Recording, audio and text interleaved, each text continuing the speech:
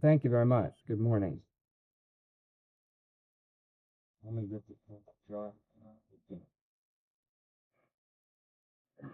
Discussion of any particular instrument can take many different forms and include a vast number of areas, which are important to the performer, feature, and conductor.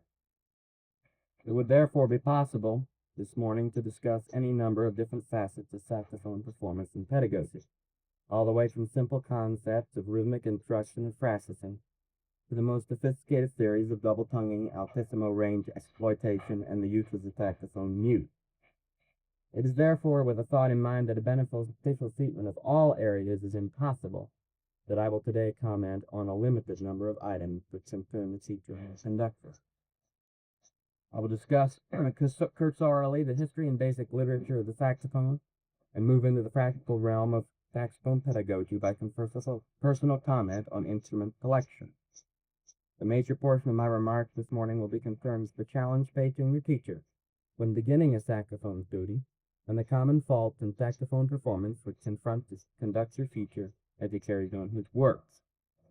Owing to my previous good fortune in having studied with American saxophonists William Ossick, French-trained artist Fred Henty, and Scandinavian virtuoso Sigurd Rascher, I will conclude my remarks in an attempt to anticipate the questions which most often occupied a more serious student of the saxophone: why and how vibrato, and why do certain saxophonists sound like they do. The saxophone was invented around 1840 by Belgian instrument maker Adolf Sax. The original instrument of Sax had a practical range of from small b, that's right below middle C, up to E above the treble staff.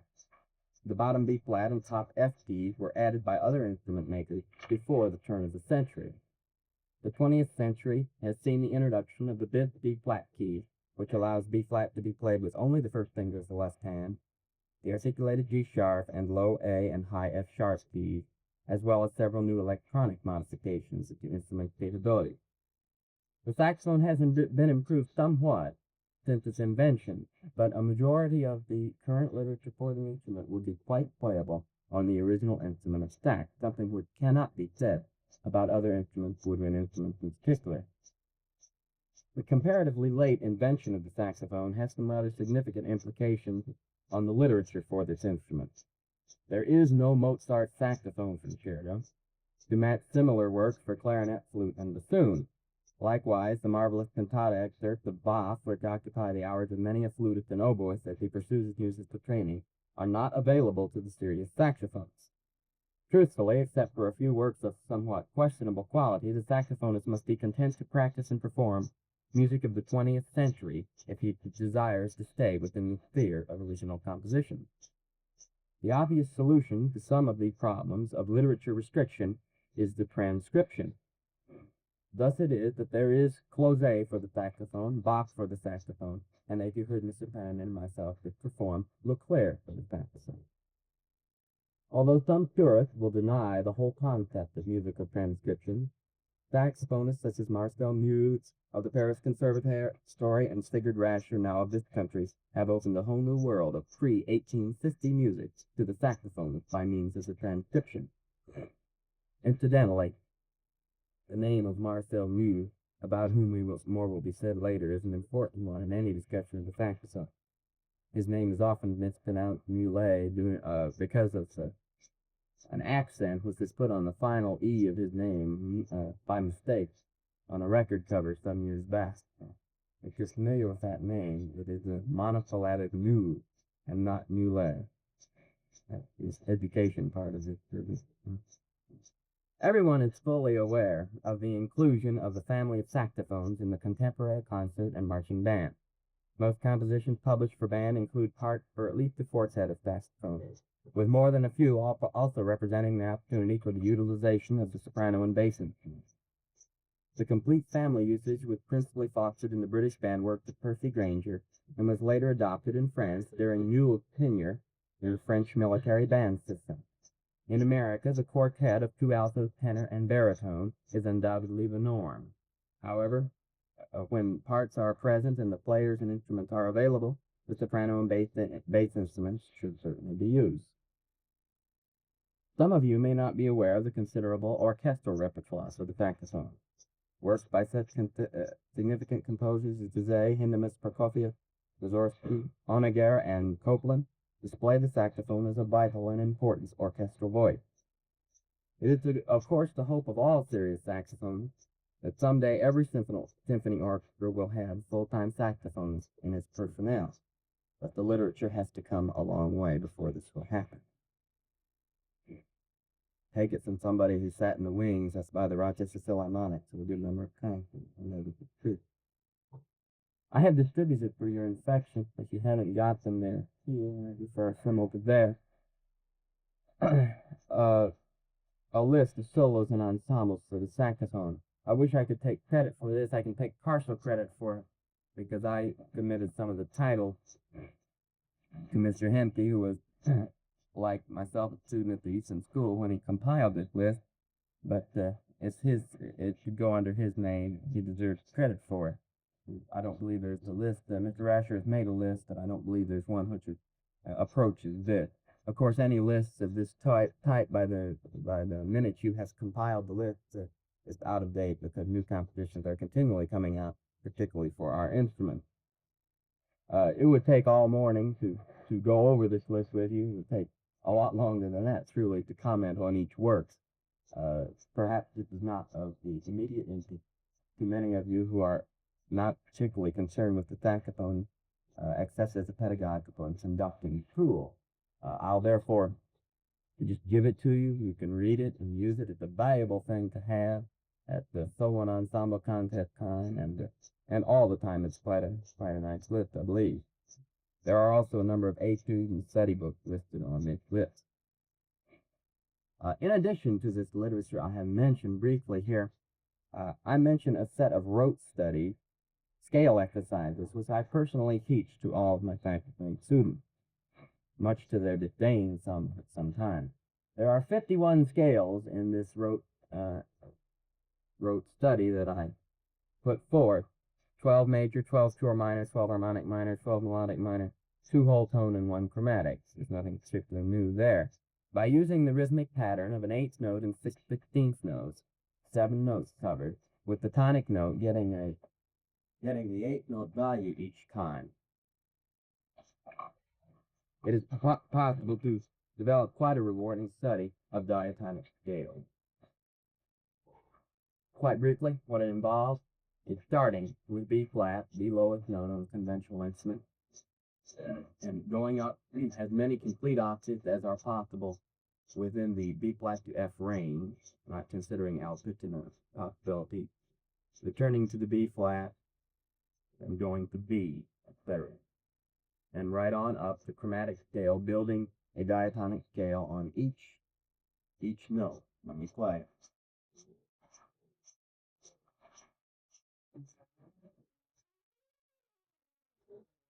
So that you would get there, and then go to B, and then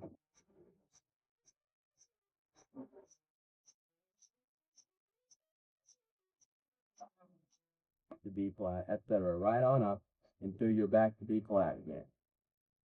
And then you take the series of minors over and over and over. I find this has proven to be very valuable for students, particularly around all-state audition time. It seems to have great value. I mention also for your attention 2 particularly valuable books on the saxophone. There aren't a lot of books on the saxophone, but there are several. These 2, I believe, are particularly valuable. The first is The Art of Saxophone Playing by Larry Peel. He's the professor of saxophone at the University of Michigan. Has been for a number of years. Very fine teacher. It's a very good manual containing, it approaches many topics, published by Embouchure, and it is $3.50, very well said. Larry Peel, P-E-A-L. The one thing that this book does not do, which may interest you and which I hope to deal with in a few minutes, is the matter of why certain people sound like they do. The Peel is very neutral in this regard. The controversy which rages among saxophonists in terms of Rasher, Mule, Abato, some of these soloists, I mean, some people want to sound like. Mr. Teal will not tell you how to sound that way, but he does approach many basic things and has many good ideas here. A great many things are dealt with here. The other book is The Teacher's Guide to Saxophone, which I saw out on the Selmer counter here. It's again by Mr. Hempty. He incidentally is at Northwestern. This I believe they'll give to you. There are quite a few copies out there, and if you need them, I'm sure the Selmer will send them to you. It's just little pamphlets, not nearly as complete as the field treatment, but it does offer a rather interesting evaluation of a French school of saxophone playing. Very brief, but he has some very interesting things to say about it. If you're not acquainted with it, Fred Hempty, he was the first and only American ever to win the first prize in saxophone at the Paris Conservatoire, and is quite a well-known teacher and player. Very nice man, too. Instrumental purchasing is an area which concerns the band director almost every day. Certainly the importance of a good saxophone for a student to play is an easily realizable fact. Consistent tone quality and intonation when in the hands of a competent player are the most reliable criteria for selection. Embouchure, Kahn, King, LeBlanc, and many other manufacturers make excellent saxophones. I personally play a Selmer Mark VI instrument and recommended piling. I would imagine some of my students, since that's an understatement, when they march into my studio with something else, I recommended piling. I'm not a salesman for any company. I merely state this preference.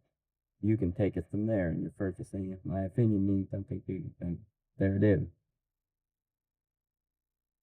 Reed and mouthpiece selection is one which constantly plagues teacher and student alike. I firmly believe that any player should be able to play any type of music well on a medium-facing mouthpiece with a medium-strength reed. If extremes of facing and reed strengths are required, there are embouchure problems present in the player which should be corrected pedagogically and not rather artificially with an ill-suited reed-mouthpiece combination. I totally reject the popular concept in some school bands that the harder the reed or more open the mouthpiece one plays, the better a player he is, or more he-man he is. In mouthpieces, it is extremely wise, whenever possible, to play on a mouthpiece made by the same company that made the player's instrument. Many companies make excellent models of mouthpieces for their own instruments. Brilhart, Van Doren, Woodwind, Casper, and Link are notable makers who confine themselves to mouthpieces. Again, to convey my own personal preference, I play on a metal Selmer C-facing mouthpiece, which was designed by Marcel Mule. Although the C-facing, their closest facing Selmer, is my personal preference, I recommend the slightly more open R-facing students. The metal material is desirable for some in that it gives the player enormous tonal potential. The danger exists, however, that moisture condensation and a more blatant tone may result if the student does not have adequate embouchure and breath control. Therefore, it's often advisable to, at least when experimenting, to begin with the hard rubber mouthpiece. In the area of reeds, Rico, Symmetricut, Lavaz, and Roy Mayer are all quite good. Again, my personal choice is Van Doren, which, although it takes time to break in, does give the tone more substance and consistent quality. Again, to repeat, regardless of the make, a medium 2 to 3 strength reed is desirable. A student, even a beginner, who plays a 1 or 1.5 reed is being misled. This practice is not building his embouchure, as is so often theorized, but it is getting him accustomed to a weak and unrealistic reed-mouthpiece combination. I do not at all subscribe to the practice of starting the student with a soft reed and building up. That's naive, in my opinion. You'll never build putting it. In fact, you'll often develop a false feeling, a lack of support, which you should instill from the beginning. True, it's much easier. Almost anybody can put a very soft reed on an instrument and get some sort of a basic sound out of it. But we're not out to develop a system of horn, like Halloween horn. The science developed saxophone cone. To develop saxophone cone, you need some substance to this setup. In a matter of playing position, the sitting playing position, which the beginner should assume, should find the body of the instrument to the right of the right thigh so that the instrument extends from the mouth at a slight downward angle. Avoid the cocked right arm position, which finds the body of the instrument too far behind the student.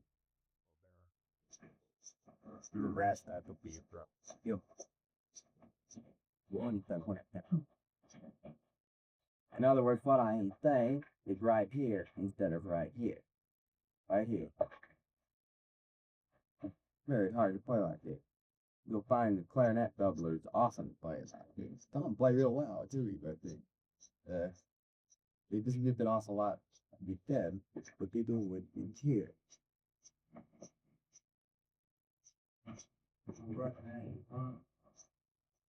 The next sentence. The practice of playing the instrument between the legs is acceptable if handled correctly, but is less advisable in student use because it too often results in the students resting the instrument on the chair. His playing position is therefore determined by the relationship between the height of the instrument and his height. If he's got a body which from here up to here is a certain height, and the saxophone does not coincide with that, he might slump or he might go after it. It's possible, I say, it is possible to put it in front, provided you put it in front correctly. But there are just very few people that are going to maintain that balance in front of them and refrain from the tendency to prop it up there and then make their body conform to it. The same distance as the flutists do. Play this way. There's no reason why any flute would play that way. I mean, with the bass prime, it's much more comfortable in every respect. And if you look to one side, you can constantly find people being there. And it's much easier to move the instrument than it is yourself, and it's much more desirable, too. The matter of breathing on a wind instrument is one which is explained and re-explained and understood and misunderstood by more teachers and students than can be imagined, I suppose. Unfortunately, this is one of those areas that we could spend hours discussing. The most profound and at the same time understandable explanation of breathing that I have found is to be found in The Art of Oboe Playing by Robert Sprinkle, which is a companion oboe book to the Teal book, published by Embouchure. Incidentally, there are books for several instruments in this series, all quite well done. I urge you to read this portion of Sprinkle's book. Again, this is a well worth purchase. But perhaps I can briefly summarize what he has to say about wind instrument breathing this morning. A large but ineffectively weak muscle divides our lungs from our stomach area. This muscle, which has the familiar name the diaphragm, is the agent which expands our lungs as we breathe, which in turn allows the air to rush into our lungs. This diaphragm muscle is likewise the agent which, for normal breathing, non-musical breathing, if you will, pushes the air out of our lungs in exhalation. To give added emphasis to our exhalation, the necessary wind force required in musical breathing, we call into play the powerful abdominal muscles below the diaphragm, which push the diaphragm with increased pressure and make it a more effective agent of exhalation. I know that as teachers, we have all tried to explain the idea of breathing to ourselves and to others. Perhaps we have been successful in some instances and unsuccessful in others. But I am positive that we have all experienced the feeling of frustration when, after having explained it successfully, what does this mean to the student, particularly the younger students? Some of us just avoid the matter altogether.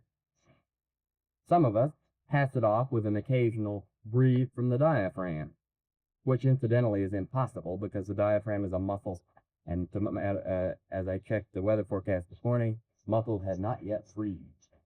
Lungs breathe, muscles do not. And some of us try a more intellectual and consistent explanation. My approach to this problem, and I clearly don't tend to have the answer, but I give you my opinion, is to explain the physiology of breathing, perhaps pseudo sprinkle. I think he has a good way to say it. Using the abdominal support for the diaphragm muscle, which in turn drives the air out at a little faster rate. And let the student absorb that. This is an intellectual pursuit, not particularly as a musical one at that point. And then to move along to long tone study and other things which perhaps will build it. It's unrealistic totally to take a young student, a 5 or 6 year old student, explain a rather sophisticated concept of muscle manipulation, and then expect him to flexing away in the stomach area. This is naive. It's naive for some of us too. So as an end in itself, I work indirectly for this, and you will find that if the student is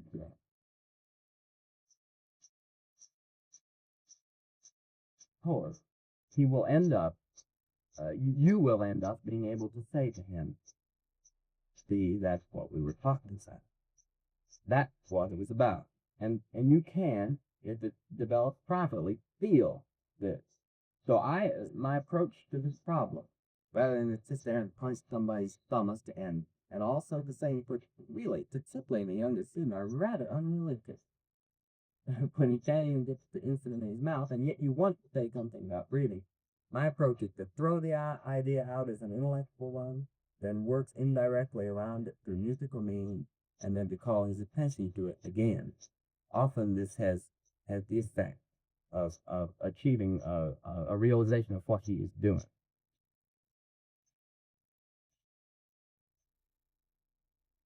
A natural mouth conformation is very desirable as a goal in the saxophone embouchure. The student should begin by rolling his lower lip over his lower teeth, only to the red part, not onto the white portion of the lip. On this pad, the mouthpiece is placed.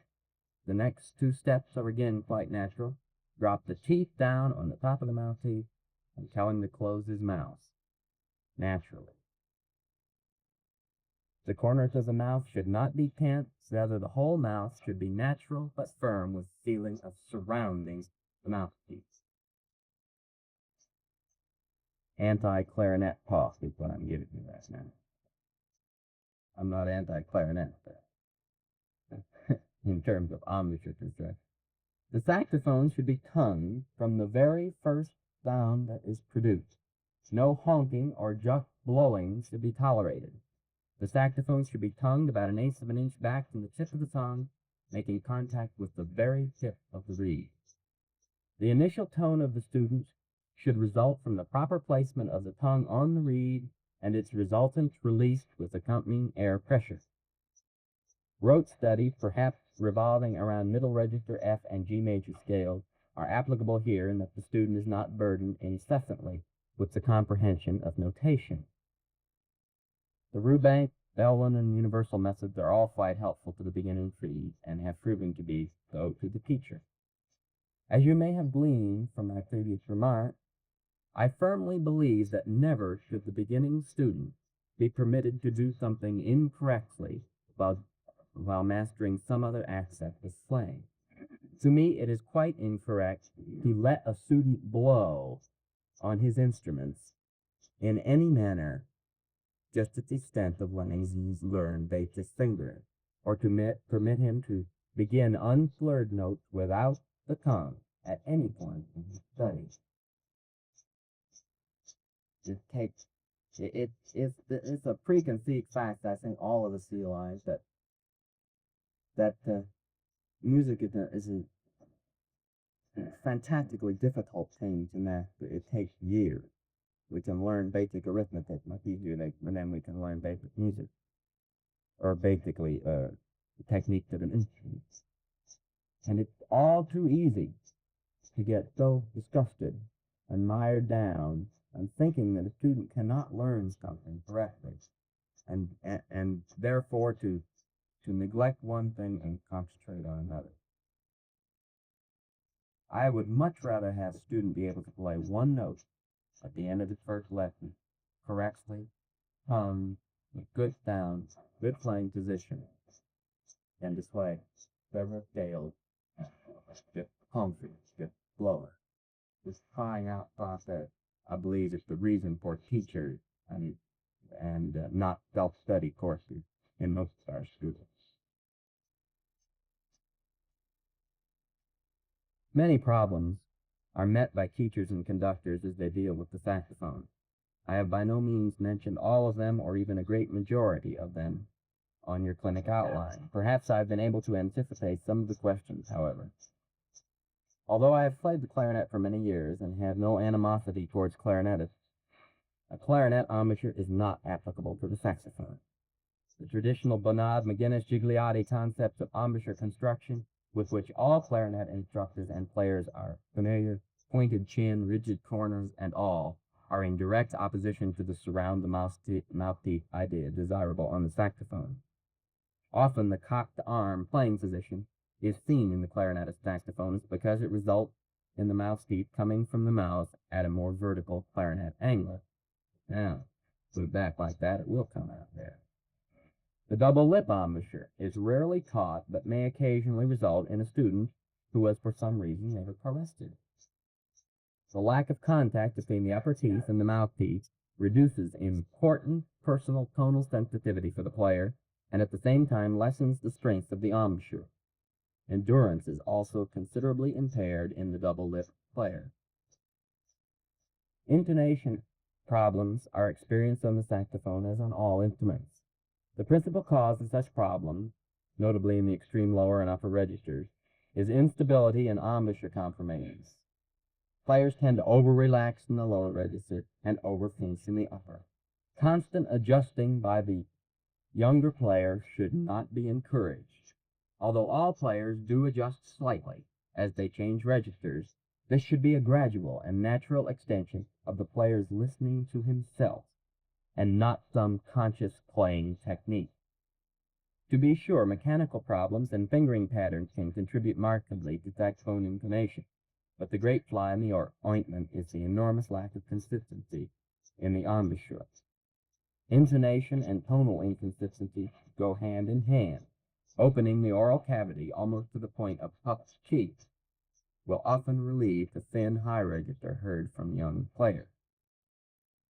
In the area of tonguing, quite often something that is heard among younger players is a consistent flat tongue effect, which, although it was funny back in the 20s, doesn't sound too funny today in your school band. The cause of this problem is that in the normal instance is that the player is tonguing too far back on the reed. To correct this, you should strive to have him arch his tongue more and get near the very tip of the reed as he approaches it. Staccato is another significant area of concern for us. My concept of staccato is one, of course, by definition, of detached notes, wherein the tongue returns to the reed. I've had some of the funniest answers in the world as I have asked students how they make a staccato tongue. They tongue the reed fast. There is no earthly way to tongue the reed fast. You put your tongue on it and you pull it away. That is an instant. You can't make that instant any faster. It's incorrect to say you tongue the reed fast. You do, however, return the tongue to the reed rapidly. Maybe this is what is meant, but it is often the blame or the credit is misplaced here.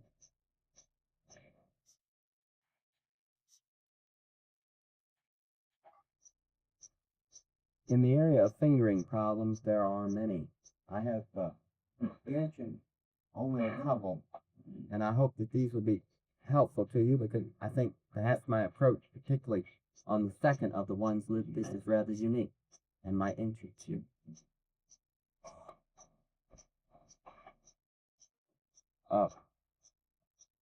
There are numerous B flats on the instrument. There are four which are commonly used, and on the LeBlanc saxophone you can think of B flat by just thinking about it, really.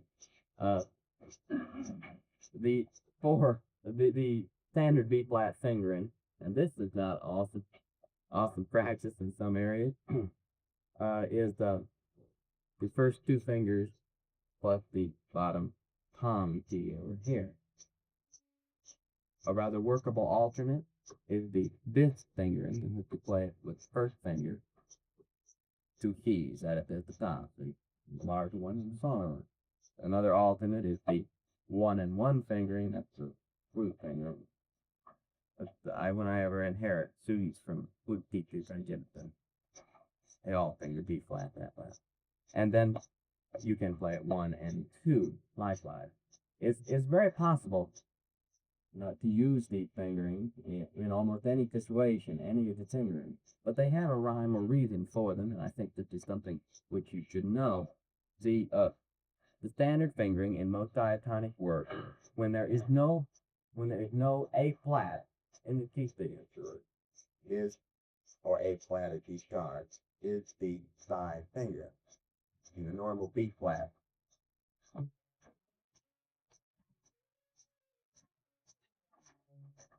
the fifth fingering is quite helpful in use in conjunction with the A flat, so that if you have, say, a D flat scale, although it results in a cross fading D, I hope I'm not going to keep that thing. This is a quite workable thing. A flat being fingered here to go to the side D flat, you would have to raise fingers on the left hand, looking down on the right, which coordination problem which can be alleviated by merely using the key. And you can leave these D sharps down, so that on a D flat scale, for instance, from the A flat to B flat interval. This is helpful. Also, G minor arpeggio. If you were to go G, P flat, D, that doesn't make very much sense. That's going G, G flat, D. That's minimal thing. The one and one fingering is most applicable in work in which you have rapid alternation between F and B flat. Is the very obvious tremolo. Or of course the B flat arpeggio.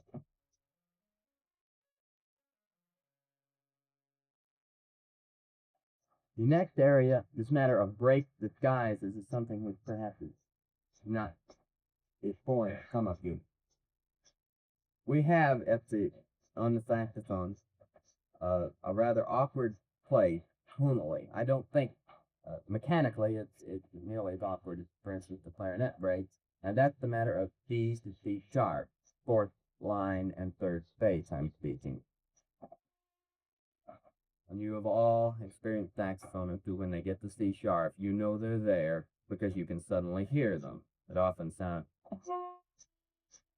you get a natural push of the tone. Now, there are several controlling the instrument will solve many of these problems. And I believe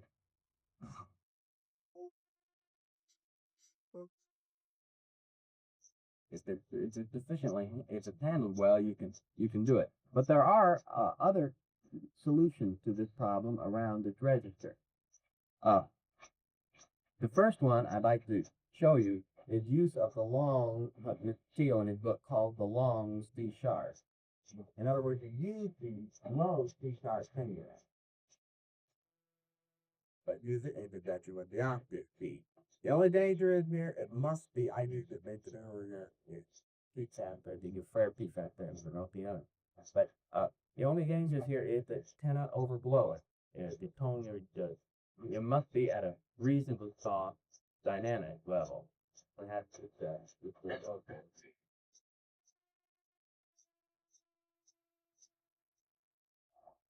And I always conceive of this, particularly as applied to literature, in a way which the tones above it, if you are going with the C sharp from above, if the tones are D, the C, then this C sharp is applicable. If you are going from tones below, then the open C sharp is applicable. It would not make sense to go.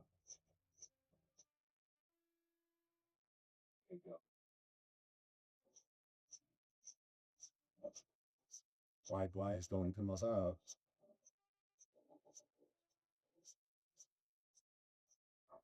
If you have a combination thing or the melody extends below and above, you just kind of gotta set your own standard and see which one you're most proficient at. I'm running out of time.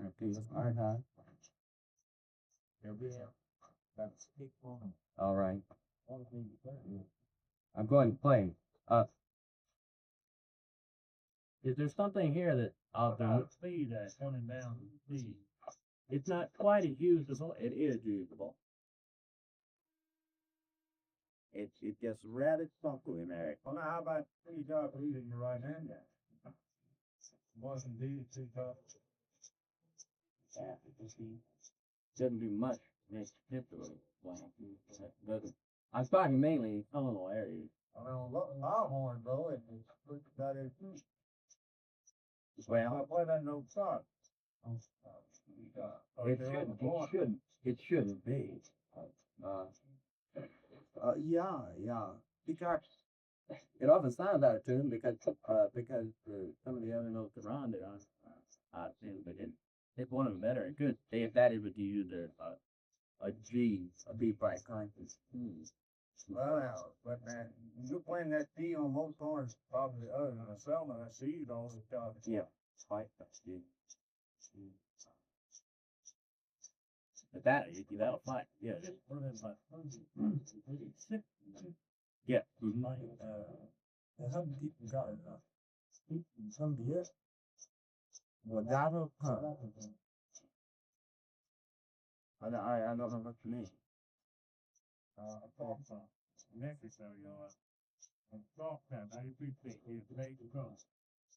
That has to do with breath control. There's only, when you touch that drum to the reed, you can do it with more or less force now. But I don't see how you can. And to say that's an instant, there's no way you can paint the instant.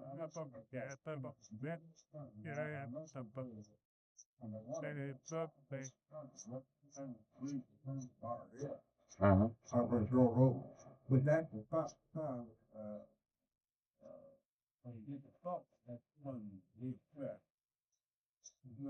I understand what that.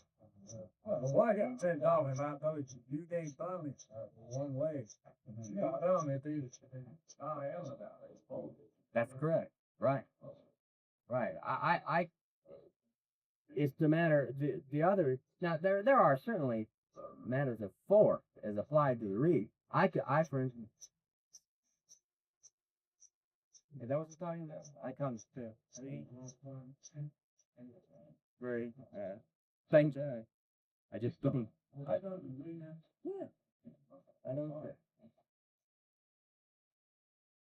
Are there any of these areas that we're not going to get to all of them that you'd like to have me comment on before I play again? I'm sorry. It's turning. You gonna be around here tomorrow? Yeah. Something going in all.